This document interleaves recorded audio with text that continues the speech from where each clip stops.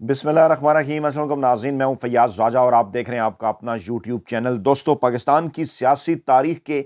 अहम तरीन 48 घंटों का आगाज़ हो चुका है और आज के दिन इस्लामाबाद से बड़ी बड़ी खबरें हैं, अहम तरीन खबरें जो कि मुस्तकबिल के तमाम तर सियासी माहौल पर गहरा असर डालेंगी। पाकिस्तान तहरीक इंसाफ के सरबराह इमरान खान को माइनस करने के हवाले से खुफिया हाथों का दबाव और एक अहम तरीन मामला और बल्ला, पाकिस्तान तहरीक इंसाफ का इंतखाबी निशान बल्ला सुप्रीम कोर्ट ऑफ पाकिस्तान पहुंच गया। और तीन बड़ी डेवलपमेंट आज हुई। एक तो सुप्रीम जुडिशल काउंसिल का इजलास और जस्टिस मुज़ाहिर अकबर नकवी के मामले के ऊपर सीनियर तरीन जज ने खुद को अलहदा कर लिया है। सुप्रीम जुडिशल काउंसिल से क्या मामला है, तफसीलात आपके सामने रखेंगे। दूसरा मामला है जनाब, इलेक्शन ट्रिब्यूनल ने इमरान खान की दरखास्त,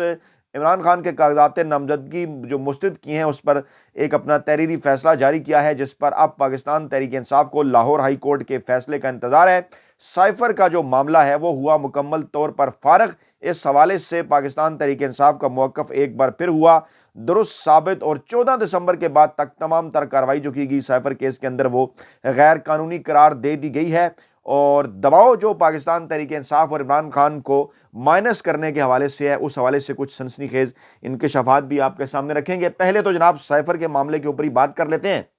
बल्कि पहले शुरू करते हैं कि रावलपिंडी में पाकिस्तान तहरीक इंसाफ के सरबराह इमरान खान से मुलाकात के बाद जो मौजूदा चेयरमैन है बैरिस्टर गौहर, उन्होंने कहा है इमरान खान का पैगाम पहुंचाया है कि हमें अदलिया पर मुकम्मल तौर पर एतमाद है और जनाब हम उम्मीद करते हैं कि हमारे साथ इंसाफ होगा। और पेशावर हाई कोर्ट के इस फैसले के बाद यकीनी तौर पर बल्ला पाकिस्तान तहरीक इंसाफ के पास आना चाहिए। दूसरा, टिकटों के हवाले से, पाकिस्तान तहरीक इंसाफ के टिकट्स के हवाले से उन्होंने कहा कि आज रात 11-12 बजे तक इस हवाले से हतमी ऐलान कर दिया जाएगा और इमरान खान से इस हवाले से तफसीली मुशावरत हो चुकी है। पहले साइफर के मामले के ऊपर बात कर लेते हैं। Cipher case in trial camera का हुक्म इम्तना जो है वो जो हुक्म इम्तना है वो वापस हो गया जनाब। 14 दिसंबर के बाद की कार्रवाई को कलअदम जो है वो करार दे दिया गया और इस्लामाबाद हाई कोर्ट ने इमरान खान का इन कैमरा समात का हुक्म इम्तना खत्म करते हुए रिमार्क्स दिए हैं कि सबसे गलतियां होती रहती हैं, चलें नए सिरे से इस केस को शुरू करें। इस्लामाबाद हाई कोर्ट में साइफर केस में जेल ट्रायल रोकने, नकूल फरामी और इन कैमरा समात के खिलाफ अपीलों पर समात हुई।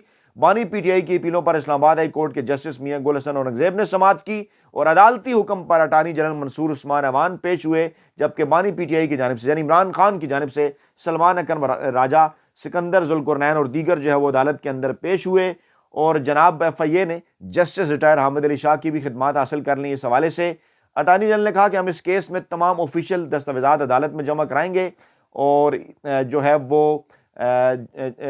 जब इस हवाले से मजीद जो इसकी तफसीलात जो है वो सामने आई तो अदालत ने कहा कि अटार्नी जनरल ने अदालत को बताया था कि 4 गवाहों के बयानात इन कैमरा कलमबंद कराए गए थे। जस्टिस मियां गुल हसन औरंगजेब ने रिमार्क्स दिए कि सिविल क्रिमिनल लॉ बहुत मुख्तलिफ हैं। अदालत ने सलमान अकरम राजा से भी मुकालमा किया कि दूसरे साइड की तरजीहात या मजबूरियां भी देख लें। अटार्नी जनरल ने कहा कि हम तमाम 13 गवाहान के बयानात कलमबंद करवाने को तैयार हैं और FIA ने कहा जनाब के 25 गवाहान हैं जिनमें से 12 के भी बयानात रहते हैं। और इस दरखास्त पर फरीकैन के दलाइल सुनने के बाद अदालत ने जो है वो फैसला महफूज कर लिया। जनाब मामला यह है कि ये जो तमाम तर मामलात हैं, मकसद इनका क्या है कि चीज़ों को इस तरीके से डिले किया जाए कि ये 48 घंटे गुजर जाएं, इमरान खान को और पाकिस्तान तहरीक इंसाफ को किसी न किसी तरीके से जो है वो इलेक्शन से माइनस रखने की कोशिश की जाए। और इन तमाम तर चीज़ों के बावजूद कि अच्छी तरह इस बात का अंदाज़ा है सबको कि पाकिस्तान तहरीक इंसाफ के बगैर होने वाले जो इलेक्शन है उनकी किस हद तक पाकिस्तान के अंदर और पूरी दुनिया के अंदर अहमियत है, इसके बावजूद इस किस्म के इलेक्शन करवा कर पाकिस्तान की सियासी, अदालती और इंतखाबी तारीख पर एक स्याह धब्बा जो है वो लगाने की कोशिश की जा रही है। सुप्रीम कोर्ट के सीनियर तरीन जज justice Ejaz supreme judicial council से, justice Ejazul Hasan supreme judicial council से अलग हो गए हैं, जिसके बाद जो है वो जस्टिस मंसूर शाह को जो है वो काउंसिल में शामिल कर लिया गया है। मामला जनाब जस्टिस मुज़ाहिर नकवी के खिलाफ शिकायत का था और सुप्रीम जुडिशल काउंसिल का ये इजलास हुआ जिसमें जस्टिस सरदार Tariq, chief justice Lahore high court justice अमीर भट्टी, chief justice Balochistan high court Naeem Akhtar Afghan जो है वो शरीक हुए। ताहम एजाजुल हसन काउंसिल के इजलास में शरीक नहीं हुए और सरबराही जो है वो चीफ जस्टिस पाकिस्तान काजी फैज ईसा साहब कर रहे थे। सुप्रीम जुडिशल काउंसिल के इजलास में साबिक जज मुज़ाहिर नकवी की जानिब से कोई काउंसिल में पेश नहीं हुआ,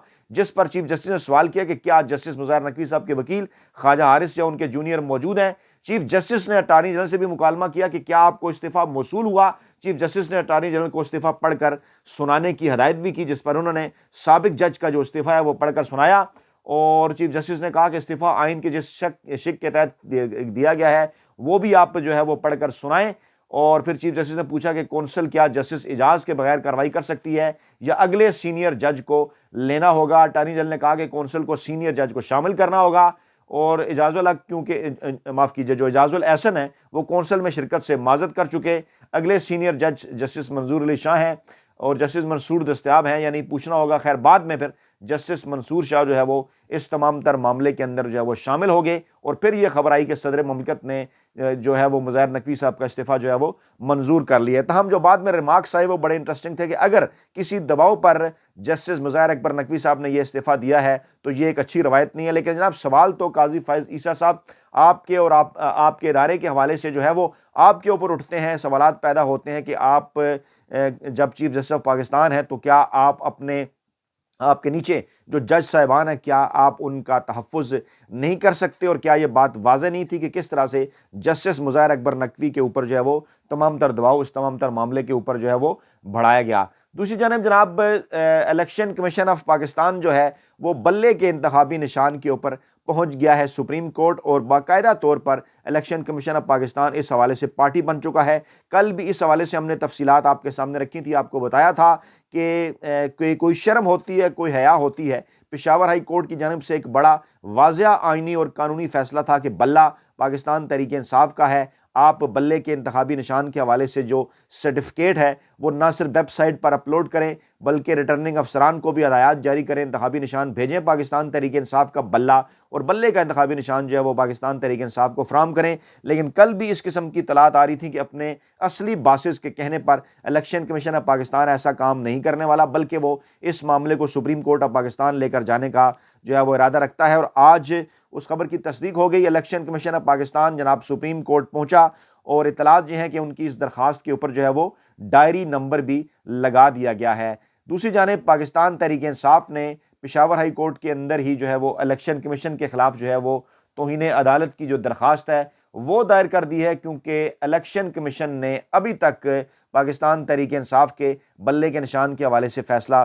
نہیں کیا، نہ ہی سرٹیفکیٹ انہوں نے جاری کیا ہے. آج جو پاکستان تحریک انصاف کے چیف الیکشن کمشنر ہیں وہ بھی پہنچے تھے جناب، جنہوں نے الیکشن کرائے پاکستان تحریک انصاف کے، وہ بھی پہنچے تھے جناب الیکشن کمیشن، اور وہاں پر انہوں نے پشاور ہائی کورٹ کا جو تحریری فیصلہ ہے وہ رکھا جناب الیکشن کمیشن آف پاکستان کے سامنے، اور انہیں یہ بتا دیا کہ جناب یہ رہا تحریری فیصلہ، اور اس کے مطابق اب آئین اور قانون کے تحت پاکستان تحریک انصاف ہے جو بلے کے انتخابی نشان کی حقدار ہے. لیکن اس کے باوجود ابھی تک پاکستان تحریک انصاف کو جو ہے وہ بلے کا نشان نہیں دیا گیا، اس لیے فی الفور اب پاکستان تحریک انصاف کو اس فیصلے کے بعد بلے کا جو انتخابی نشان ہے وہ دیا جائے. لیکن ان تمام تر چیزوں کے باوجود الیکشن کمیشن کیونکہ باقاعدہ طور پر بن چکا ہے پارٹی، ہدایات ہیں اس کو خفیہ ہاتھوں کی جانب سے، مافیا ہینڈلرز اور سہولت کاروں کی جانب سے کہ آپ نے عمران خان کے خلاف پارٹی بننا ہے، تو لگ اب اس طرح رہا ہے کہ مقابلہ اصل میں الیکشن کے اندر جو ہے وہ پاکستان تحریک انصاف اور الیکشن کمیشن آف پاکستان کے درمیان ہے. کیونکہ الیکشن کمیشن آف پاکستان اس طرح سے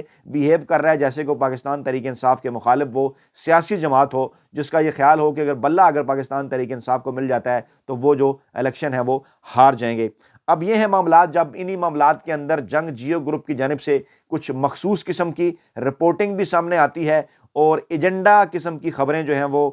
کی جاتی ہیں پاکستان تحریک انصاف کے خلاف اور مسلم لیگ نون کے حق میں، کیونکہ تمام تر سروے اب یہ بات واضح طور پر بتا چکے ہیں الیکشن سے صرف ایک ماہ پہلے بھی کہ بلا شبہ پاکستان تحریک انصاف اس وقت پاکستان کی مقبول ترین سیاسی جماعت ہے. تو آج جنگ گروپ کے ایک رپورٹر عمر چیمہ صاحب نے ایک خبر ان کے نام سے چھپی، اور کہ نواز شریف کی واپسی کے بعد پاکستان تحریک انصاف اور نون لیگ کے درمیان مقبولیت کا جو فرق ہے وہ تیزی سے کم ہونے لگا ہے. اگرچہ خبر کے اندر انہوں نے اس بات کو پھر بھی تسلیم کیا کہ ابھی تک پاکستان تحریک انصاف جو ہے وہ نون لیگ کے مقابلے میں پورے پنجاب کے اندر جو ہے وہ زیادہ مقبول ہے، لیکن کیونکہ انہوں نے ایک ماحول بنانا ہے نا جنگ گروپ نے، اور کوشش یہ کرنی ہے کہ عوام کو کنفیوز کیا جائے اور نون لیگ کے حق میں کمپین کیا جائے، تو موصوف یہ کہتے ہیں کہ جناب مقبولیت کا فرق تیزی سے کم ہو رہا ہے اور صورتحال وہاں جا پہنچی ہے جہاں 2018 کے الیکشن کے موقع پر تھی. اب انہوں نے یہ نہیں بتایا کہ 2018 کے موقع کے الیکشن 2018 کے موقع پر کیا تھی، کیونکہ نیچے اگر خبر کی ڈیٹیل میں یہ ہے کہ اب بھی پاکستان تحریک انصاف مقبول ہے تو اگر 2018 کے الیکشن کے موقع پر یہ صورتحال کے سے وہ کمپیرزن کر رہے ہیں، اس کا مطلب ہے 2018 میں بھی پاکستان تحریک انصاف زیادہ مقبول تھی، تو پھر تو جو جنگ گروپ کا ایک بیانیہ ہے، جو نون لیگ کا ایک بیانیہ ہے کہ 2018 کے الیکشن کے اندر دھاندلی ہوئی تھی، وہ تو بیانیہ پھر بالکل فارغ ہو کر ان کی اپنی ہی جو خبر ہے اس کی صورت رہ جاتا ہے۔ تو جناب موصوف آگے چل کر یہ کہتے ہیں کہ ابھی تک عام انتخابات کے لیے کوئی مہم شروع نہیں ہوئی۔ مہم تو جناب پاکستان تحریک انصاف نے شروع کر رکھی ہے، آپ کو نظر نہیں آ رہی کیونکہ ٹی وی چینلز جو ہیں وہ دکھا نہیں رہے۔ پورے پاکستان کے اندر ورکر کنونشن پاکستان تحریک انصاف نے منعقد کیے، لیکن پاکستان تحریک انصاف کا کیونکہ بائیکاٹ ہے، میڈیا کے اوپر مخصوص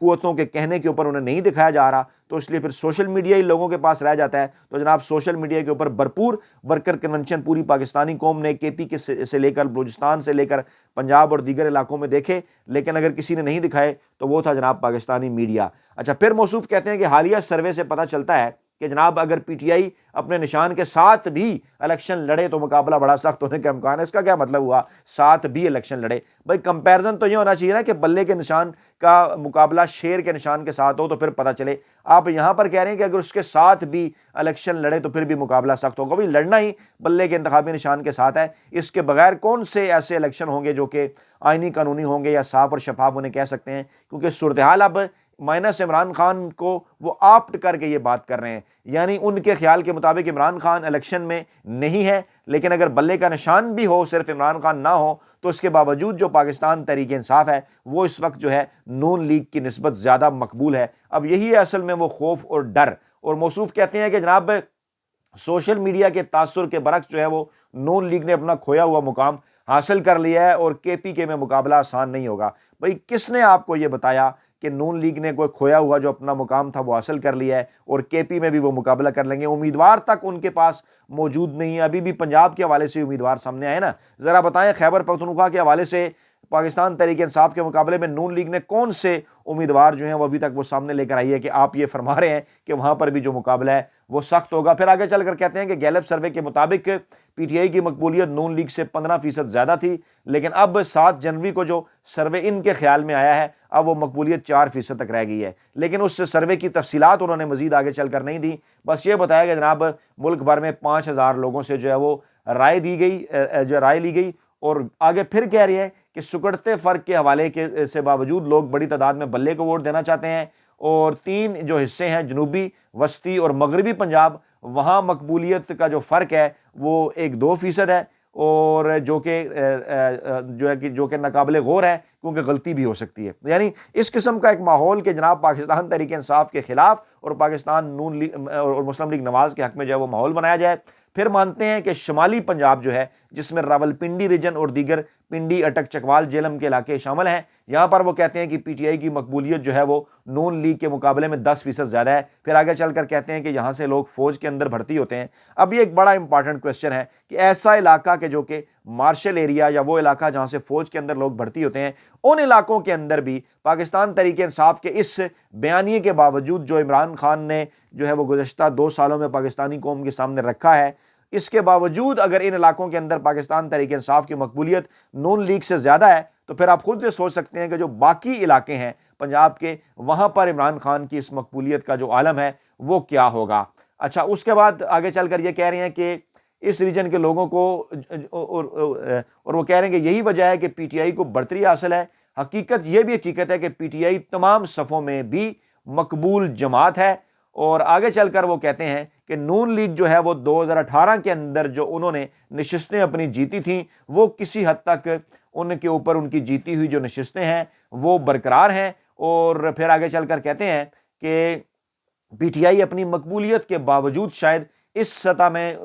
تک الیکشن جو ہے وہ نہ جیت سکے۔ کیوں؟ کیا وجوہات ہے اس کی؟ کیونکہ جو کچھ پاکستان تحریک انصاف کے ساتھ ہو رہا ہے، ان کے امیدواروں کے کاغذات نامزدگی آپ نے مسترد کر دیے، عمران خان کو آج کے دن تک آپ نے الیکشن سے باہر رکھا ہوا ہے، بلے کے انتخابی نشان کے اوپر ابھی تک کنفیوژن ہے، معاملہ سپریم کورٹ آف پاکستان چلا گیا ہے، اور ججز کے اوپر بھی ایک دباؤ ہے بہت سارے معاملات کے اوپر۔ آج جو کل مظاہر اکبر نقوی صاحب نے جو ریزائن کیا، اس سے صورتحال بھی واضح ہوگی۔ آج جو جسٹس اعجاز الاحسن صاحب اس کونسل سے ہی الگ ہو گئے، اس سے بھی صورتحال واضح ہوگی کہ مائنس عمران خان کا معاملہ کیونکہ جڑا ہوا ہے نا تمام تر چیزوں کے ساتھ، مظاہر اکبر نقوی کے اوپر بھی تو اسی لیے دباؤ بڑھایا گیا کہ وہ جناب اس معاملے کے اوپر جسٹس بندیال اور ان ججز کے ساتھ کھڑے ہوئے تھے جو کہ اس موقف کی تائید کرتے تھے کہ جو عمران خان کہتے تھے کہ 90 دنوں کے اندر آئین اور قانون کے مطابق الیکشن ہونے چاہیے۔ تو جناب یہ تھی تمام تر اہم ترین اور بڑی ڈیولپمنٹس آج کی۔ آگے چل کر مزید بھی جو ڈیولپمنٹ آئیں گی آپ کے سامنے رکھیں گے۔ اپنا بہت خیال رکھیے گا، دعاؤں میں یاد رکھیے گا۔ نئی ویڈیو کے ساتھ جلد حاضر ہوں گے۔ اللہ نے کے مان۔